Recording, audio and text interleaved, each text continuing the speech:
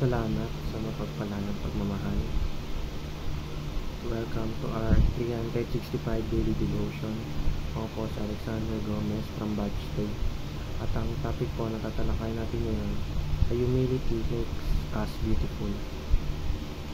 Ngayon po ang ating pag-aaralan ay tungkol sa Philippians chapter 2 verse 3 to 4. At buksan po natin ang ating puso at isip sa magandang salita ng Diyos.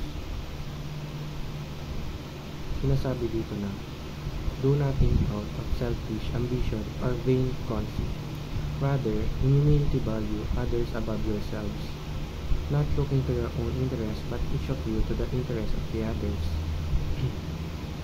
O sa Tagalog, huwag kayong gumawa ng anuman dahil sa pansariling layunin o pagyayabang. Sa halip, bilang tanda ng pagpapakumbaba, ituring niyong higit ang iba kaysa inyong mga sarili. Pagmalasakitan niyo ang kapakanan ng iba at hindi lamang ang sa inyong sarili. Sinasabi sa verse na ito na huwag daw tayong gumawa ng mga bagay na pansarili lamang o huwag tayong maging makasarili. Instead, dapat ay maging humble tayo at isipin natin ang mga tao sa paligid natin. Piliin natin gawin ang mga bagay na makakabuti para sa kararami at hindi lang para sa pangsariling kagustuhan.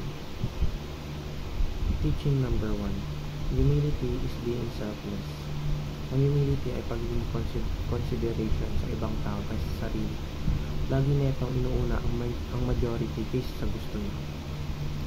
Teaching number 2. Humility values others above oneself. Dapat ay pinapahalagahan ng nakakarami kaysa sa pangsarili lang natin. Isipin natin lagi ang magiging apekto sa iba bago tayo gumawa ng action. Teaching number 3. Humility seeks the goods of others. Isipin natin ang kapakanan ng iba at huwag ang kapakanan lang natin. Less self, more love. Magtanim tayo ng mabuti sa kapwa. Application number 1. Practice selflessness. Ngayon pa lang ay sanayin natin ang sarili na hindi maging makasarili. Huwag tayong mabulag sa mga magandang bagay kung ang kapalit naman ito ay kapahamakan sa iba. Application number 2. Embrace a counter-cultural way of life.